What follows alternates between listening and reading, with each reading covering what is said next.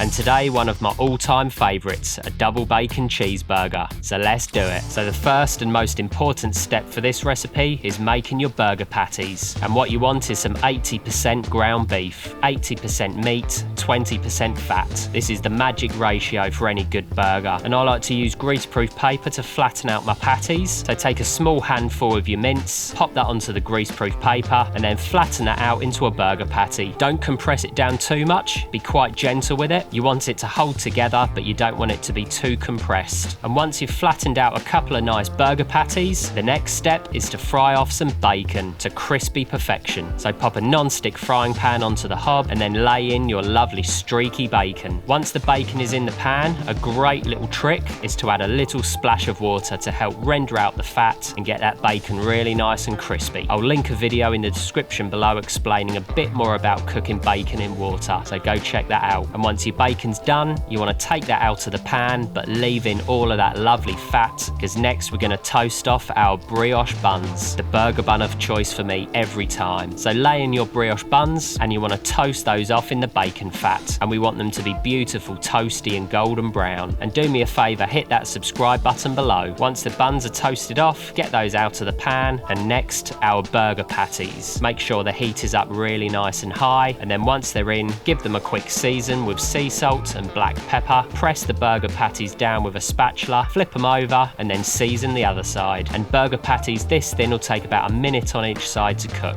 So flip them again, and very quickly give the video a thumbs up by hitting the like button below. And then the cheese for this double bacon cheeseburger is good old classic plastic burger cheese. You really can't go wrong. So lay over a couple of plastic burger cheese slices and give that 30 seconds just to melt down a bit. And then we're ready to put our double bacon cheeseburger together. So stick the base of your burger bun onto a plate, add one of your burger patties, add a couple of slices of your crispy bacon, stick on the other burger patty, another couple of slices of your bacon, and then pop the lid on, and there we have my all-time favourite burger, an indulgent, juicy and delicious double bacon cheeseburger. So give it a try, and I'll see you next time.